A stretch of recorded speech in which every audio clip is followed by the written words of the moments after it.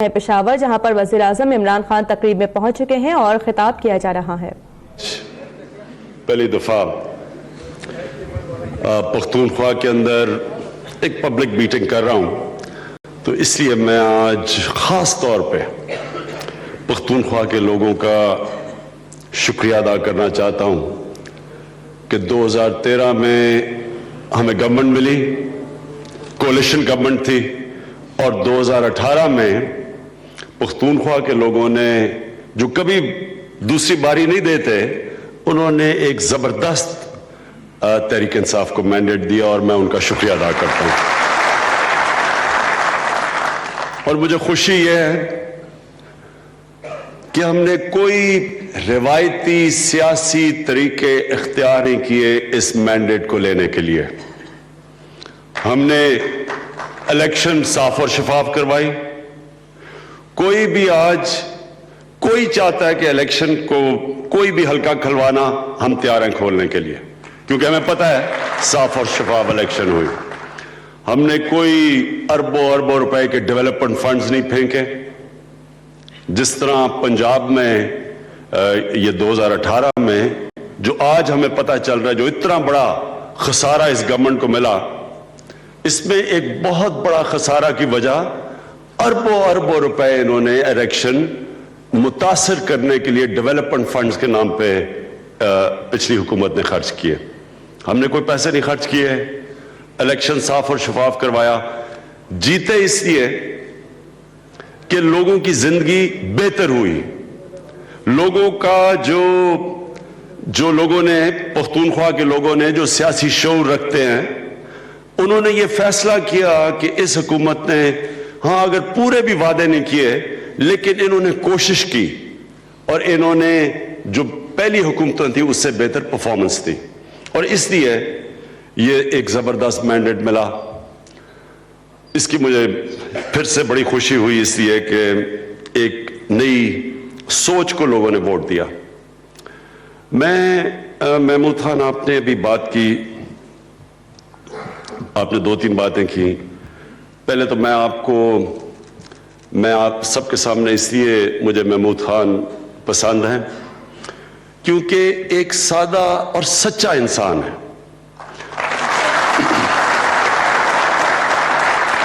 اور دوسرا مجھے محمود خان کی ایمانداری کے اوپر پورا اعتماد ہے۔ جتنا بھی عقل مند آدمی ہو، اگر وہ ایماندار نہیں، دیانتدار نہیں، اس کی عقل کا کوئی فائدہ نہیں۔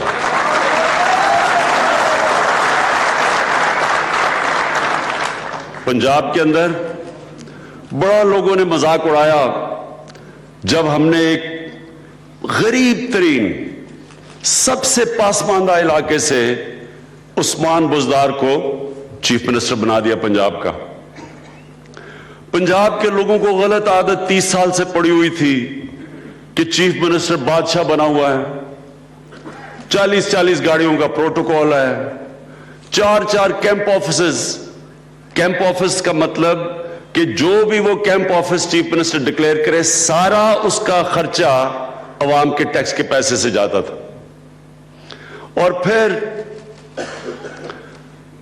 پرائم منسٹر کا جہاز استعمال کر رہا ہے چیف منسٹر پنجاب، 35 کروڑ روپیہ خرچ کر رہا ہے اس پہ، 35 کروڑ روپیہ عوام کا پیسہ۔ انٹرٹینمنٹ چیف منسٹر کی 35 کروڑ روپیہ، اور یہاں عثمان بزدار ایک سادہ آدمی، نہ کوئی پروٹوکول، نہ کوئی کیمپ آفس، سستا، خرچے کم، تو اور ایماندار اور دلیر۔ اس نے بڑے جو مافیا تھے ان سب کا مقابلہ کرنے کے لیے کھڑا ہو گیا۔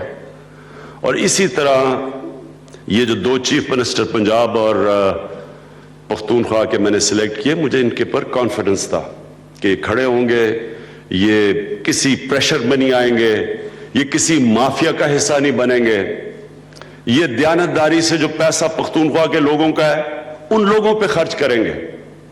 لیکن مجھے سب سے زیادہ آج خوشی ہوئی جب محمود خان نے مجھے صبح جو شیلٹر ہاؤس غریب لوگوں کے لیے جو سڑکوں پہ سوتے تھے ان کا جو بھی گھر دکھایا صبح جو انہوں نے زبردست بنایا ہے، میں خاص خراج تحسین محمود خان آپ کو پیش کرتا ہوں اس کی. اور آپ نے 5 پشاور میں اب 5 وہ گھر بنائے ہیں، ہم تو ان کو پناہ گاہ کہتے تھے، انہوں نے مہمان خانہ اس کا نام رکھا ہے. 5 وہ لوگ جن کے پاس اتنے وسائل نہیں کہ وہ اس سردی کے اندر اپنے سر پہ چھت رکھ سکیں، مزدور آتے ہیں، باہر سے آتے ہیں لوگ، ان کے لیے 5 پشاور کے اندر آپ یہ مہمان خانے بنائے ہیں. تو میں اس کے لیے آپ کو خاص آج مبارک دیتا ہوں. میرے یہاں وزیر بھی بیٹھے ہوئے ہیں، ایم پیز بھی ہیں. میں آپ کو سب کو ایک بات کہنا چاہتا ہوں. دیکھیں، ہم سب بات کرتے ہیں، ہم اسلامی ریاست کی بات کرتے ہیں. میں یہ 70 سال سے سنتا آ رہا ہوں، جب 70 سال تو نہیں، میری عمر 66 سال، تو 5 سال ہی کام ہوں میں.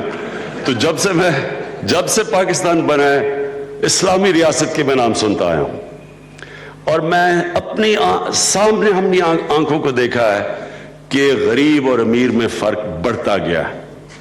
غریب ہوتا گیا ہے، امیر بڑھتا گیا ہے. اور میں وہ اسٹیٹسٹکس دیکھ رہا تھا کہ تقریباً 1965 سے جو ہمارے بچے جن کو کہتے ہیں سٹنٹڈ گروتھ بیماری، یہ یاد رکھنا یہ بڑی خوفناک بیماری ہے کہ بچے کو کیونکہ خوراک نہیں ملتی، نہ اس کا ذہن پورا ڈیولپ ہوتا ہے، نہ اس کا جسم پورا بڑھتا ہے.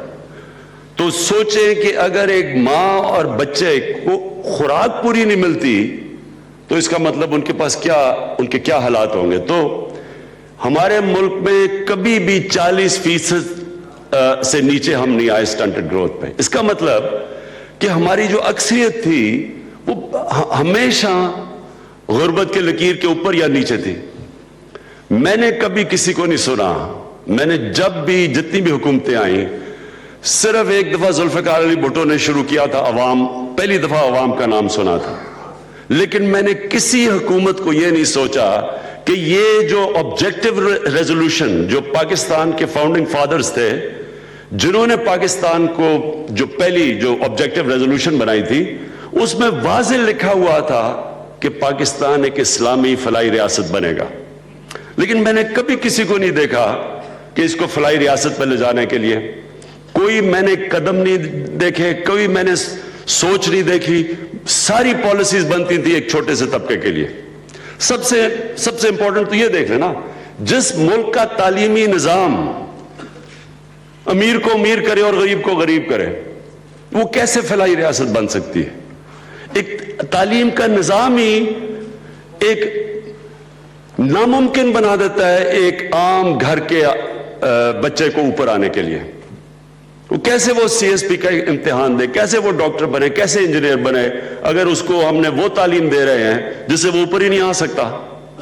اور کبھی میں نے کسی کو یہ نہیں دیکھا کہ کوشش کرے کہ یہ سسٹم چینج کرے. ہم پہلی دفعہ ایک تعلیمی نصاب کے اوپر پورا زور لگا رہے ہیں کہ سارے پاکستانیوں کے لیے بچوں کو کم از کم ایک نصاب ملے تاکہ ایک قوم تو بنے.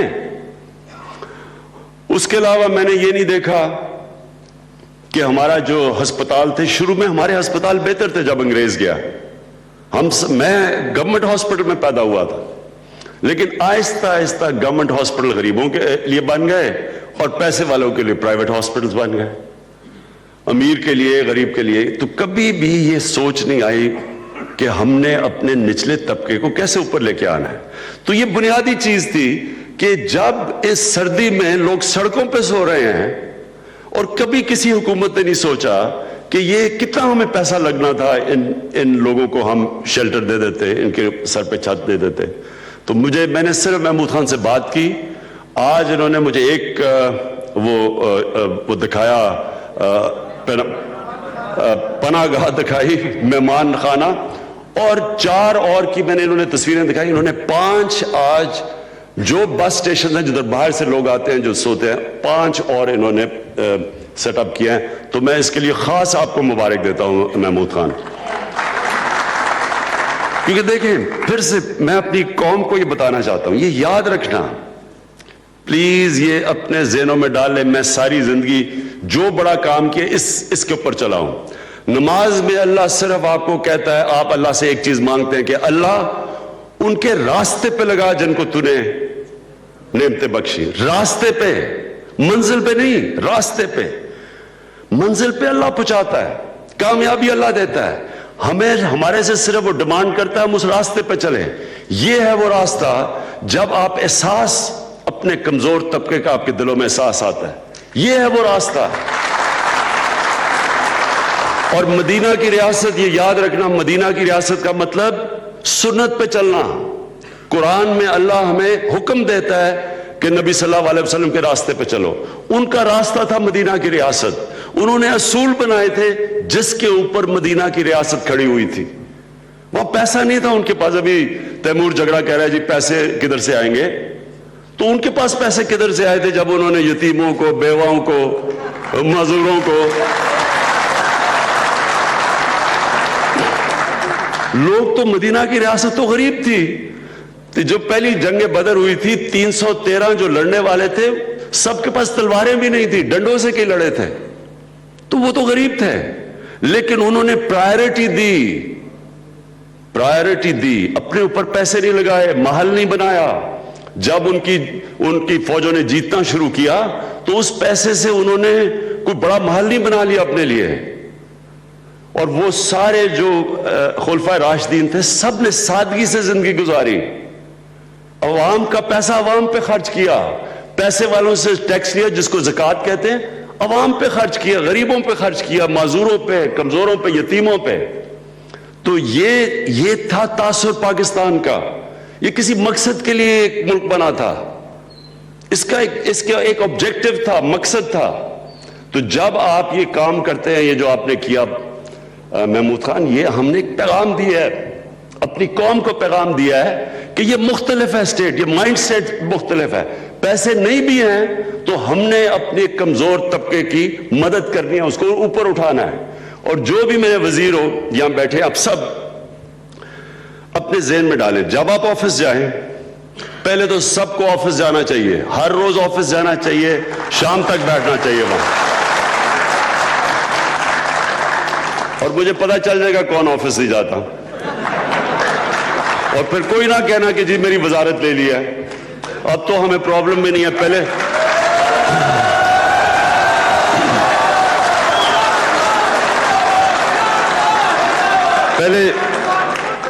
تو بڑا مسئلہ تھا، سارا وقت ڈر لگا رہتا تھا کہ اگر کسی کو وزارت اٹھایا وہ فارورڈ بلاک نہ بلا رہے اور گورنمنٹ نہ گر جائے۔ اب تو ہمیں وہ بھی مسئلہ نہیں ہے، اس لیے آپ نے دیکھ کے اپنا پوری ذمہ داری لینی ہے۔ دیکھیں جب بھی آفس جائیں اپنے سے پوچھیں، جب شام کو اٹھیں، کیا میں نے کوئی ایسی پالیسی بنائی ہے جس سے نچلے طبقے کو فائدہ ہوگا؟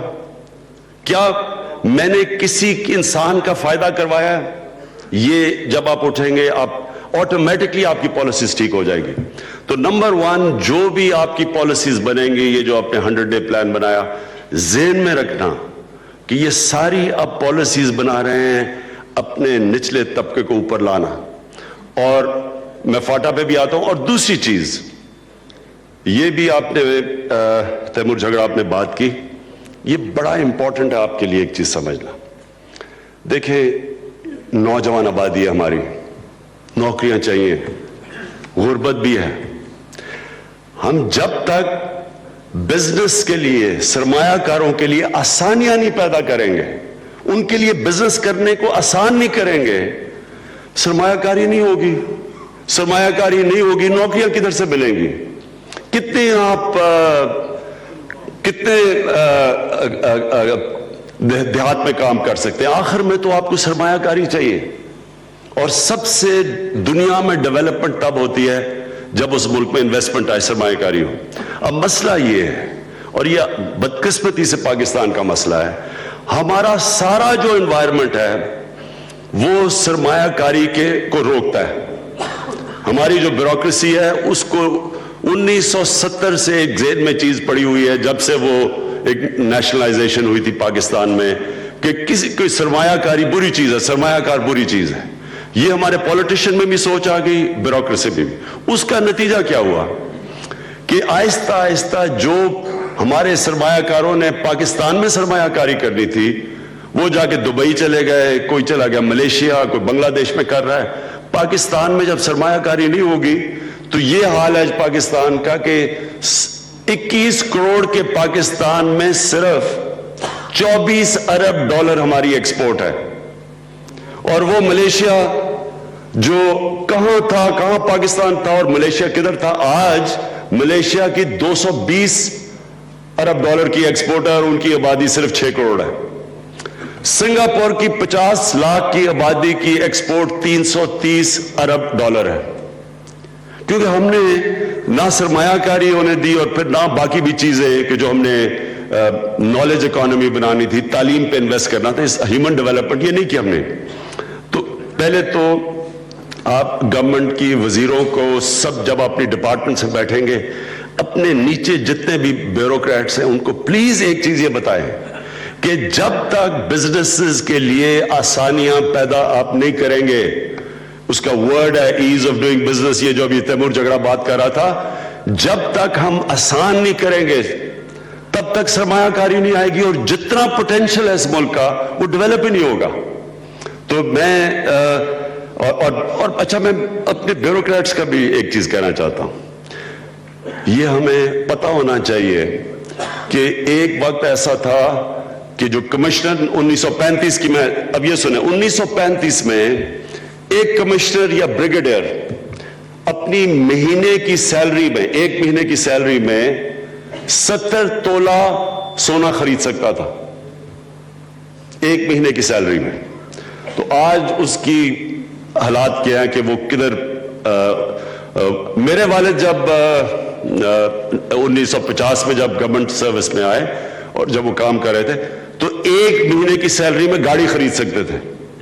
تو اب حالات ایسے ہیں کہ جو مہنگائی, انفلیشن وغیرہ کی وجہ سے اور آہستہ آہستہ ان کی سیلریز کم ہو گئی, تو ان کو ہمیں یہ سمجھنا چاہیے کہ ان کی پاس جو تنخواہیں ملتی ہیں اس پہ ان کا گزارا نہیں ہوتا.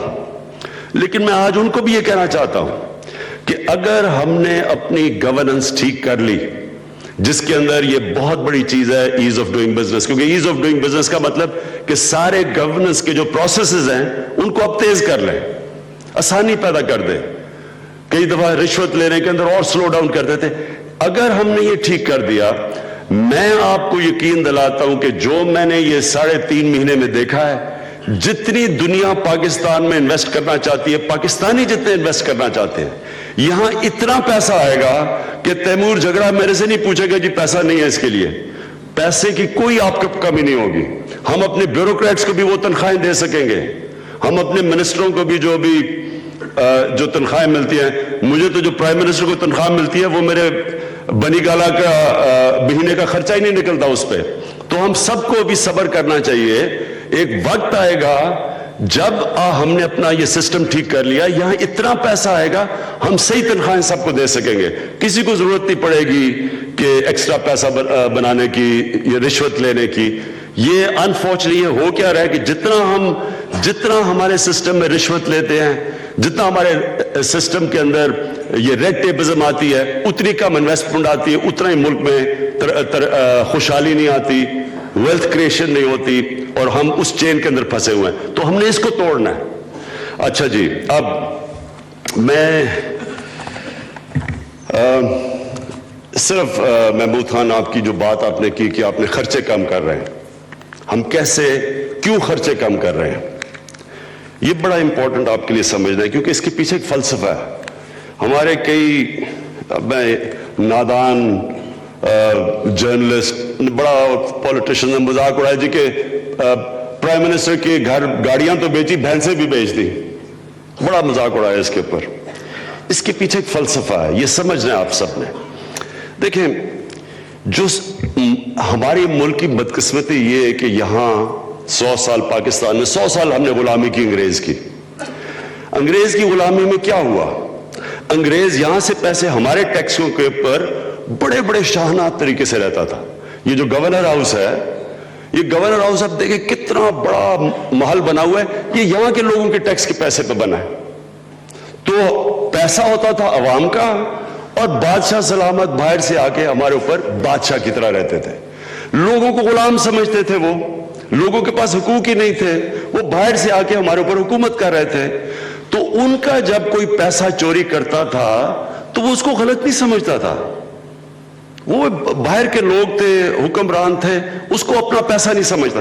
حکومت کے پیسے کو لوگ اپنا پیسہ نہیں سمجھتے تھے, لہذا ٹیکس چوری کرنے کو بھی کوئی برا نہیں سمجھتا تھا, اور کرپشن کرنے میں حکومت یعنی حکومت کا پیسہ چوری کر اس کو برا نہیں سمجھتے تھے, کیونکہ وہ ہمارے نہیں تھے, وہ باہر سے آئے ہوئے تھے. ہماری بدقسمتی یہ کہ جب آزادی ہوئی تو ہماری حکومتوں نے یہ نہیں کوشش کی اپنے لوگوں کو اپنا بنانے کے لیے کہ یہ اب عوام کی حکومت ہے. وہ بھی جو ہمارے لوگ آئے وہ بھی حکمرانوں کی طرح یہاں انہوں نے حکومت کی, وہ بھی ہمارے لوگوں نے بھی. اب دیکھیں وہی گورنر ہاؤس ہے, کسی نے فکر نہیں کی کہ ایک طرف 40% لوگ آپ کے غربت کی لکیر کے نیچے, بچوں کو آپ خوراک نہیں دے سکتے, بچوں کو پڑھا نہیں سکتے, صاف پینے کا پانی نہیں دے سکتے, اور اتنے بڑے محل میں ایک آدمی رہتا ہے. یہ کسی نے نہیں سوچا. ابھی میں نے وہ جب کہا کہ لاہور کی گورنر ہاؤس کی دیوار توڑنی چاہیے, توڑ کے فینس لگانا چاہیے, وہ کیوں کہا؟ اور وہاں لوگوں کو جانا چاہیے. یہ عوام کی پیسے پہ بنے ہوئے, یہ عوام کے ہیں. کیا وجہ ہے کہ ایک آدمی اتنے بڑے گورنر ہاؤس پہ رہے اور عوام کے لیے دیواریں بنی ہوں, فینس ہو, لوگوں کو سڑک سے نظر آئے کتنا خوبصورت جگہ ہے, اور لوگوں کو جانا چاہیے. جس طرح شاہ فرمان کو میں نے کہا ہے کہ آپ کو ہر روز مختلف خواتین کو, کالجز کو, کیونکہ 4 دیواری ہے یہاں, کنزرویٹو سوسائٹی ہے, ان کو جانا چاہیے, ان کو دیکھنا چاہیے, وہاں پکنک کرنی چاہیے.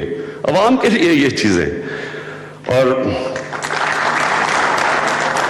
محمود خان, ویسے محمود خان نے آج اچھا مجھے بتا دیا کہ شاہ فرمان نے یہ کہا کہ وہ جو پیسہ ان کا تھا ہی نہیں, کہتا میں نے وہ پیسہ ہی نہیں خرچ کیا. یہ بھی پہلی دفعہ ہوا ہے. لیکن یہ ضروری ہے, دیکھیں یہ ضروری ہے سب کے لیے کہ اگر ہم نے عوام نے اپنی حکومت کو اون کرنا ہے, حکومت نے عوام کو اپنا سمجھنا ہے, تو سب سے پہلے عوام کا 1-1 روپے کا حساب رکھیں, فضول خرچی نہ کریں. عوام کا پیسہ عوام پہ خرچ ہو, جو کہ خلافت راستہ میں جو مدینہ کی ریاست میں سارا کوئی اپنے اوپر, جو بھی نبی صلی اللہ علیہ وسلم اپنے اوپر پیسہ نہیں خرچ کرتے تھے, سارا جو پیسہ آتا تھا وہ کمزور طبقے میں چلا جاتا تھا. اور انشاءاللہ ایک وقت آئے گا جب ہمارے معاشرے کے اندر رحم آ جائے گا. اچھا مجھے ایک بڑی خوشی ہوئی, جو پناہ گاہ میں مہمان خانے میں ایک نوجوان آیا. اب یہ ذرا سنیں, نوجوان نے کہا جی کہ میں نے سارے 5 مہمان خانے میں سارے جتنے بھی لوگ آئیں گے, اور میرے خیال میں 200 لوگ ایک مہمان خانے میں ٹھہریں گے, کہتا میں سب کے کھانے کا بندوبست کر رہا ہوں. اب وہ کوئی امیر آدمی نہیں تھا, تو میں نے اسے پوچھا کہ کیسے یہ آپ نے فیصلہ کیا؟ کہتا جی میں نے یہ سڑک پہ لوگ سو رہے ہوتے تھے تو میں ان کو جا کے کھانا دیتا تھا, اور پھر میں نے لوگوں نے جب دیکھا میں لوگوں کو کھانا دے رہا ہوں تو لوگوں نے مجھے پیسہ دینا شروع کیا, میں نے زیادہ لوگوں کو کھانا دینا شروع کر دیا. اور کہتا آج اس کا پورا NGO ہے, اس کا نام ہے ترس یعنی رحم.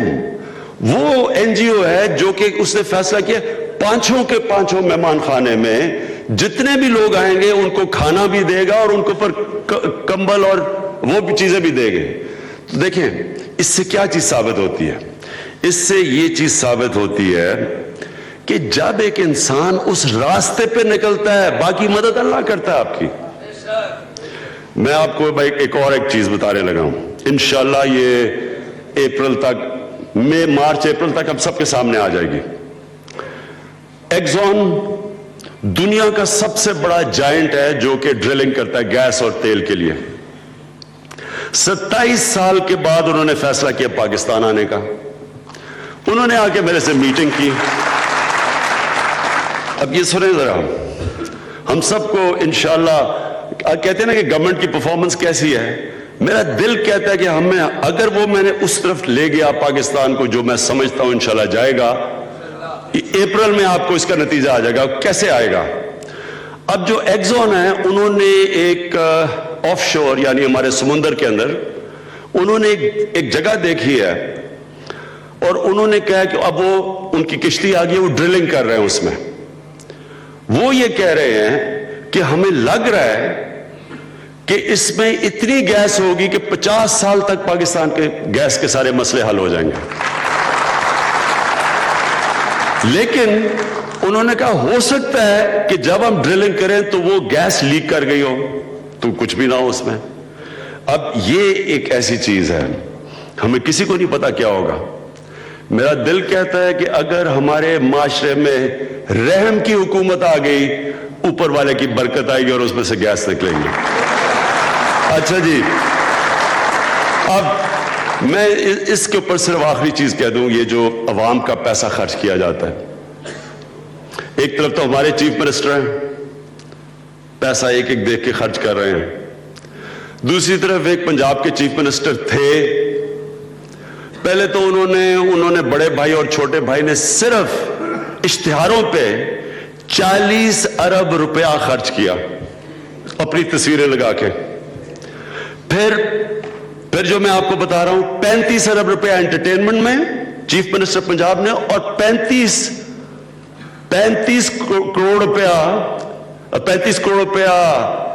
انٹرٹینمنٹ پہ 35 کروڑ روپیہ پرائم منسٹر کا جہاز استعمال کیا. اب یہ لوگ پوچھ ٹیکس کیوں روک دیں؟ اگر میرا ٹیکس ایسے استعمال ہو رہا ہے میں کیوں ٹیکس دوں گا؟ ساری دنیا میں پاکستان اس وقت سب سے کم ٹیکس دیتا ہے. پاکستانی جو دنیا میں سب سے زیادہ خیرات دیتے ہیں سب سے کم ٹیکس دیتے ہیں.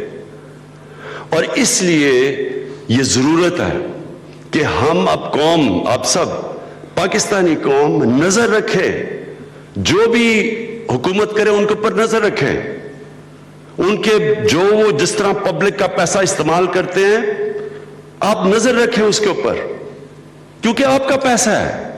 یہ وہ انگریز کا زمانہ نہیں جب وہ حکمران آیا تھا، یہ تو آپ کے ٹیکسوں کے پیسے پہ حکومت چل رہی ہے. اور جو کرپشن ہے وہ عوام کا پیسہ چوری ہوتا ہے. ہم نے ابھی صرف اسلام آباد میں کم از کم 350 ارب روپے کی زمین جو انکروچ ہوئی تھی وہ چھڑوائی ہے. 350 ارب روپے کی. ادھر پنجاب میں میرے اس سے بھی زیادہ انہوں نے انکروچمنٹ کی ہوئی تھی، بڑے بڑے مافیا نے زمین چھڑوائی ہے. اس کے اوپر ہم دیکھ رہے ہیں کہ ٹی وی پہ کوئی کہہ رہا ہے جی دیکھیں عورتوں کو نکال دیا، یہ پورا پروپیگنڈا کر رہے ہیں. یعنی یہ عوام کی زمین ہے. حکومت کی زمین کا مطلب عوام کی زمین ہے. اس میں بڑے بڑے مافیوں نے قبضہ کیا عوام کی زمین. اور جب ہم لوگوں کو یہ اعتماد دیں گے کہ آپ کے پیسے کی ہم رکھوالی کر رہے ہیں تب لوگ ٹیکس دیں گے. اور اس ملک میں یہ سوچیں کہ اس وقت حالات کیا ہیں کہ صرف سارے 21 کروڑ پاکستان میں صرف 72,000 لوگ ہیں 72,000 لوگ ہیں جو 2 لاکھ روپے کی انکم دکھاتے ہیں. 21 کروڑ پاکستانیوں میں جو 2 لاکھ روپے مہینے کی انکم دکھاتے ہیں. آپ سوچیں کہ 2 لاکھ روپے مہینہ کی انکم کیا ہے؟ یہ بڑے بڑے گھروں میں گاڑیاں رکھی ہیں تو 2 لاکھ تو وہی. تو سارے پاکستان میں صرف 72,000 لوگوں نے ڈکلیئر کیا. یہ ملک نہیں چل سکتا ایسے جب تک کہ لوگ جن کے پاس پیسہ ہے جو ٹیکس نہیں دیتے وہ ملک نہیں چلے گا. اور وہ اس کے لیے ہم نے کیا کرنا ہے؟ ایک انوائرمنٹ بنانی ہے، لوگوں کو اعتماد دینا ہے کہ آپ کا ٹیکس ہمارے مغل اعظم لائف سٹائل پہ نہیں خرچ ہوگا، یہ عوام پہ خرچ ہوگا. میں اب آپ کے سامنے یہ صرف موٹی موٹی چیزیں یہ جو آج آپ نے باتیں کی ہیں میں صرف چیزیں رکھنا چاہتا ہوں آپ کے سامنے. دیکھیں سب سے پہلے تو پشاور اگر انشاءاللہ اور جس طرح حالات جا رہے ہیں، وہی امریکہ جو ہمیں ڈومور کہہ رہا تھا آج ہمیں کہہ رہا ہے کہ افغانستان میں ہماری بات چیت کروا دو طالبان سے. میں جب کہتا تھا کہ بات چیت کے بغیر یہ مسئلہ حل نہیں ہوگا تو مجھے طالبان خان کہتے تھے. اب اللہ کا کرم ہے، اللہ الحق ہے، تو آج بات چیت ہو رہی ہے اور انشاءاللہ 17 کو پاکستان نے بات چیت کروائی امریکہ اور طالبان کی. اگر یہاں امن ہو گیا افغانستان میں، یہ یاد رکھیں پشاور وہ شہر ہے جو کہ آپ اندازہ نہیں لگا سکتے کہ کیا سے کیا بن جائے گا، کیونکہ یہ سارا آگے روٹ چائنا کی بھی وجہ سے، کنیکٹیوٹی سی پیک کی وجہ سے یہ سینٹرل ایشیا تک روٹ کھل جائے گا۔ اس کا مطلب کہ پشاور ایک ہب بن جائے گا، پشاور ایک وہ جگہ بن جائے گی جو کہ کامرس کا ہب بن سکتا ہے اور پھر ٹورزم کا ہب بن سکتا ہے۔ میں انشاءاللہ، کیونکہ پہلے میں کوشش کرتا رہا ہوں لیکن میرے پاس اختیار نہیں تھے، اب میرے پاس اختیار ہے، انشاءاللہ یہ جو بالا حصار فورٹ ہے اس کو ہم فرنٹیئر کو اور زمین دیں گے، اس کو ہم سینٹر بنا دیں گے پشاور کا، اور ٹورزم کا سینٹر بنا دیں گے۔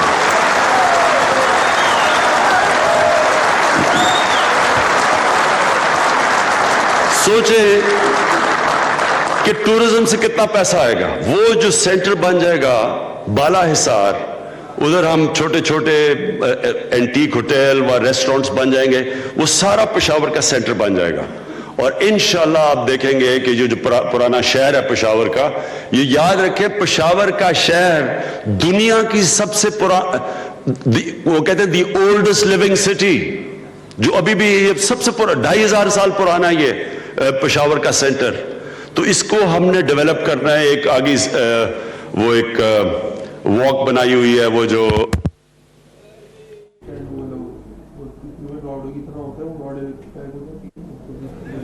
وزیر اعظم عمران خان پشاور میں وزیر اعظم عمران خان تقریب سے خطاب کر رہے ہیں، جس میں انہوں نے کہا کہ ہم نے کوئی روایتی طریقے سے مینڈیٹ حاصل نہیں کیا، ہم حلقے کھولنے کو بھی تیار ہیں کیونکہ ہم جانتے ہیں کہ کوئی دھاندلی نہیں ہوئی ہے۔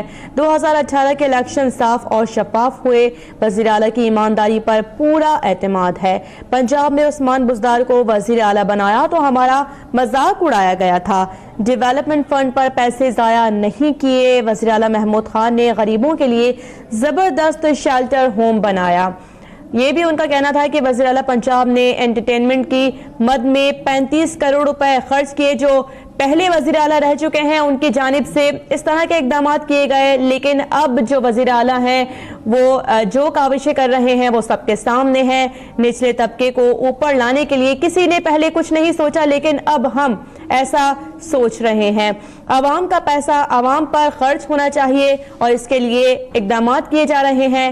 ماضی میں انسانی ترقی پر کوئی سرمایہ کاری نہیں کی گئی کا جو ضم ہونا ہے پختونخوا کے ساتھ، یہ پلیز سب یاد رکھ لیں، یہ آسان کام نہیں ہے، لیکن اس کے علاوہ اور کوئی دوسرا راستہ نہیں ہے۔ اور یہ جو حکومت ابھی ہماری گفتگو اس کے اوپر ہوئی ہے کہ گورنر، چیف منسٹر، وزیر، سینیٹرز فاٹا کے اور ایم این ایس فاٹا کے اور ہمارے اپنے وزیر، یہ پوری بیٹھ کے اب سے پوری ایک روڈ میپ دینے لگے، ڈیولپمنٹ کا روڈ میپ، اور اس کے اوپر ہم ایمرجنسی کرنے لگے ہیں، کیونکہ وہاں اس وقت نہ پرانا قانون ہے، جو نیا عارضی قانون بنایا تھا وہ پشاور ہائی کورٹ نے اس کو آئی جی آر اس کو انہوں نے اسٹرائک ڈاؤن کر دیا ہے، اور وہ ہم سپریم کورٹ پہ جائیں گے، کیونکہ ایک عارضی قانون چاہیے۔ اور یہ بڑا ضروری ہے کہ اس وقت فاٹا کے لوگوں کے پاس کوئی سسٹم نہیں ہے اور یہ ایک بہت بڑی ویکیوم ہے۔ تو آج ہم نے طویل ڈسکس اس کے اوپر بات چیت کی ہے، اور انشاءاللہ اس کی پوری ایک روڈ میپ دینے لگے ہیں کہ جلدی سے جلدی ہم فاٹا کے اندر ڈیولپمنٹ کریں۔ سب سے پہلے ہیلتھ کارڈ دیں تاکہ ہیلتھ انشورنس ہو، فاٹا کے لوگوں کے پاس کم از کم کسی بھی اسپتال میں جائے ان کا علاج ہو سکے۔ اچھا، اس کے بعد جو لوکل گورنمنٹ سسٹم ہے یہ بڑا امپورٹنٹ ہے۔ یہ پہلی دفعہ ہم نے ساری اپنی غلطیوں سے سیکھ کے نیا لوکل گورنمنٹ سسٹم لے کے آئے ہیں، اور اس لوکل گورنمنٹ سسٹم کے اندر گاؤں کو اس کو اور مضبوط کریں گے، جو ولیج کاؤنسلز ہیں، پھر ڈائریکٹ الیکشن کروائیں گے اپنے تحصیل ناظم کی۔ اس سے کیا ہوگا کہ جو بلیک میل کیا جاتا تھا فنڈز کے اوپر، وہ سب کچھ ختم ہو جائے گا، اور وہ ایک تکڑا تحصیل ناظم، اور یہ انشاءاللہ یہ انقلاب آئے گا۔ اس کے بعد جو ہے، اچھا ہیلتھ کا صرف میں آپ کو ایک بتا دوں، ہسپتالوں کا اب سمجھیں ہم کوشش کیا کر رہے ہیں۔ کوشش یہ کر رہے ہیں کہ جو گورنمنٹ ہاسپٹل ہے وہ اتنا ہی بہتر ہو جو پرائیویٹ ہاسپٹل ہے۔ اب اس میں رکاوٹ کیا ہے؟ رکاوٹ یہ ہے کہ پرائیویٹ ہاسپٹلز میں سزا اور جزا ہے۔ پرائیویٹ ہاسپٹل کے اندر جو محنت کرتا ہے اس کو اس کو اتنا پیسہ ملتا ہے, بونسز ملتے ہیں. گورنمنٹ ہاسپٹل میں ایک پرانا سسٹم بنا ہوا ہے جس کی وجہ سے آپ کسی کو ایکشن لیتے ہیں, وہ جا کے اسٹے آرڈر لے لیتا ہے. اور ہمارے راستے میں یہ بہت بڑا مسئلہ آیا, یہ جو ہم نے ریفارمز کی ہاسپٹل کی. اور مجھے یہ بھی آج کہنا ہے کہ 2 ہمارے ہیلتھ سیکٹریز تھے جو کہ ایک الیکٹڈ گورنمنٹ کی ریفارمز کے خلاف کام کر رہے تھے. ہمیں بعد میں پتا چلا وہ خود ہی ہمارے سسٹم کو کامیاب نہیں ہونے دے رہے تھے. یہ میں آج ہیلتھ منسٹر کو کہہ رہا ہوں کہ اگر کسی نے آپ ہیں الیکٹڈ, آپ مینڈیٹ لے کے آئے ہیں پبلک کا, اگر کوئی بھی بیوروکریٹ آپ کے سامنے رکاوٹ پیش کرتا ہے آپ اس کے خلاف ایکشن لیں.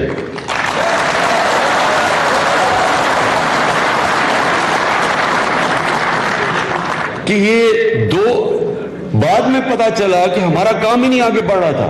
بعد میں پتا چلا کہ وہ جو ہمارے دو آئے تھے ہیلتھ سیکٹریز, وہ ڈاکٹرز جو کہ پرانے نظام چاہتے تھے, چینج نہیں چاہتے تھے, جو پرائیویٹ ہاسپٹلز کا مافیا تھا, وہ ان کے ساتھ مل کے سیبوٹاج کر رہے تھے ہمارے پروگرام کو.